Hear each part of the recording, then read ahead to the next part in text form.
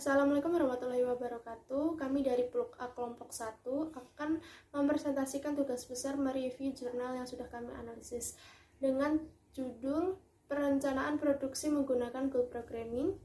Perkenalkan, nama saya Putu Ayu Nandara Darani, NIM 122170030. Perkenalkan, nama saya Julian Felix Manik, NIM 122170016. Saya akan menjelaskan perhitungan dan serta analisis dan kesimpulan dari jurnal yang kami review. Gambaran umum Bakpia Patuk 75. Bakpia Patuk 75 merupakan perusahaan yang memproduksi bakpia berdiri sejak 1948 dengan adanya 2 pabrik dengan 88 karyawan. Varian rasa yang telah diproduksi seperti rasa keju, coklat, kacang hijau, kumbu hitam, durian, nanas, stroberi, coklat crispy, dan bakpia tugu. Gambaran umum proses produksi bakpia Patuk 75. Sarana produksi atau peralatan yang digunakan seperti bak plastik, roller, meja, nampan, pisau, timbangan, wajan pengaduk, tungku, oven, loyang, mesin pemecah biji, dandang, drum perendam, mesin penggiling, dan tumbuh kecil. Tahapan produksi yang dilalui adalah proses penjemuran, proses perendaman, proses pengukusan, proses penggilingan, masak dan mixer, proses pemanggangan, proses pendinginan, lalu proses packing atau pengemasan. Permasalahan yang terdapat pada perusahaan adalah perencanaan produksi yang dijalankan perusahaan kadangkala tidak dapat memenuhi permintaan pembeli yang fluktuatif. Akibatnya seringkali terjadi kelebihan dan kekurangan produk, dan perusahaan ingin meminimalkan biaya produksi dan sekaligus memaksimalkan sumber daya yang dimilikinya, di mana kedua tujuan tersebut memiliki sifat yang saling bertentangan satu sama lain dalam upaya pencapaiannya. Untuk tujuan penelitian adalah memenuhi permintaan dengan biaya produksi seminimum mungkin dan menggunakan kapasitas dengan optimal dengan menggunakan metode goal programming.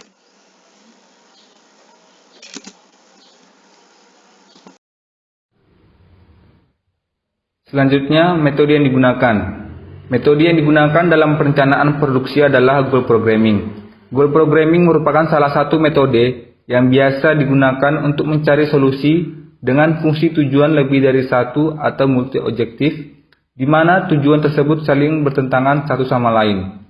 Pada goal programming terdapat bobot penalti sebagai hukuman akibat tidak mencapai target yang telah ditetapkan, dan juga deviasi yang merupakan nilai penyimpangan antara hasil perhitungan dan target atau sasaran perusahaan. Goal programming disebut juga dengan programan sasaran. Hal ini dikarenakan goal programming berkaitan dengan masalah pemrograman yang mencakup dua tujuan atau lebih. Pendekatan dasarnya adalah menetapkan satu sasaran numerik tertentu dari tiap tujuan, merumuskan suatu fungsi tujuan dari tiap-tiap tujuan, dan mencari solusi yang meminimasi jumlah deviasi dari fungsi tujuan ini dengan sasarannya masing-masing.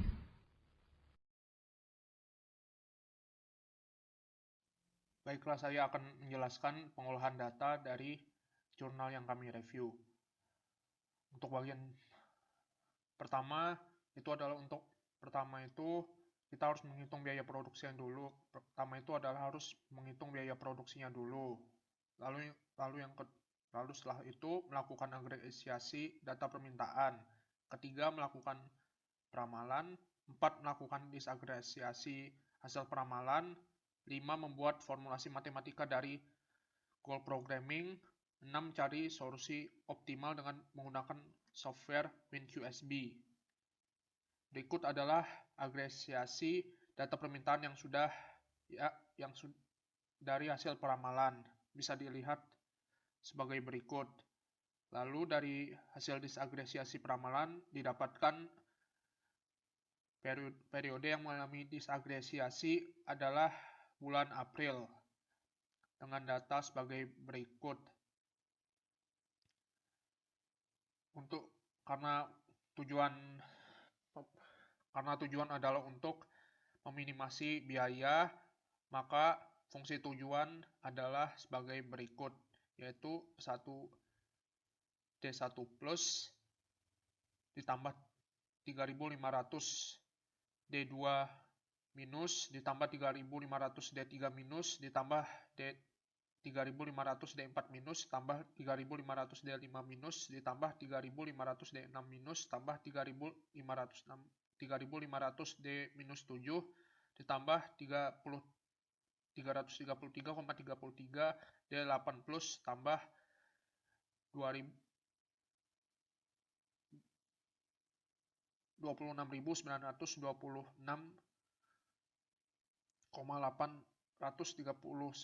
D8 minus D1 D plus ini adalah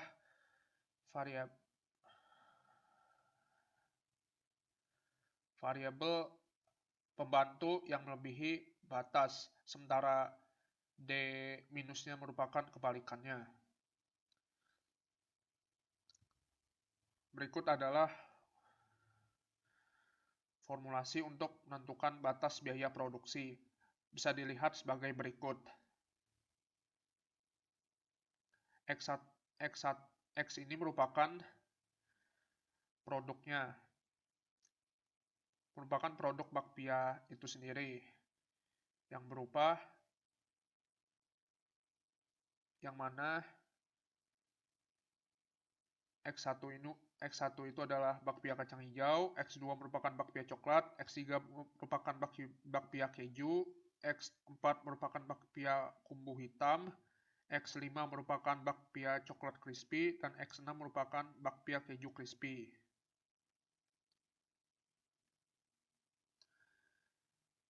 Lalu setelah itu menentukan batas produksi.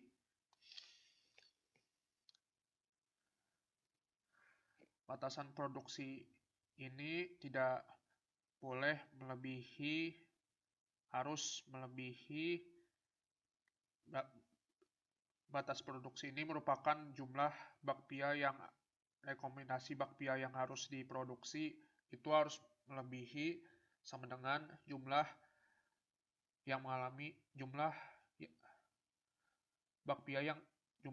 produksi bakpia yang mengalami disagresiasi pada bulan April, yaitu adalah sebagai berikut.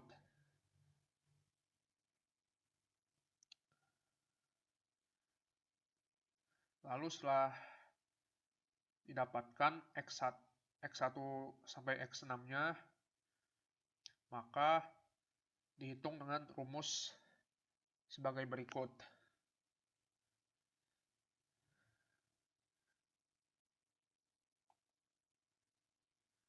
Ini adalah rumus untuk menghitung kapasitas, jumlah total kapasitasnya.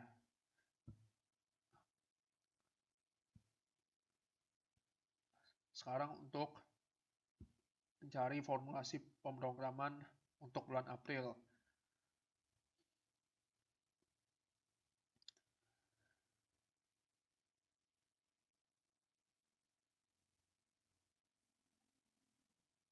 Bisa dilihat sebagai berikut. Lalu simpulannya, setelah didapatkan semua hasilnya, maka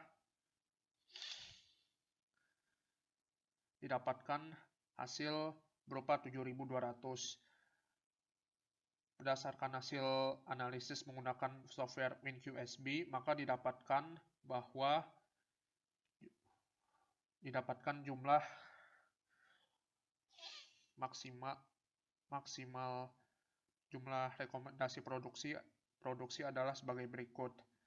Totalnya adalah 11.755 unit untuk kacang hijau, 517 unit untuk rasa coklat, 476 unit untuk rasa keju, 401 unit rasa kumbu hitam, 87 unit rasa coklat crispy, dan 90 unit rasa keju crispy dengan total output sebesar 13.326 unit dengan total biaya sebesar 80.026.500 rupiah. Ya, berikut tadi adalah presentasi dari saya. Jika ada kesalahan dalam penyampaian materi, mohon dimaklumi. Wassalamualaikum warahmatullahi wabarakatuh.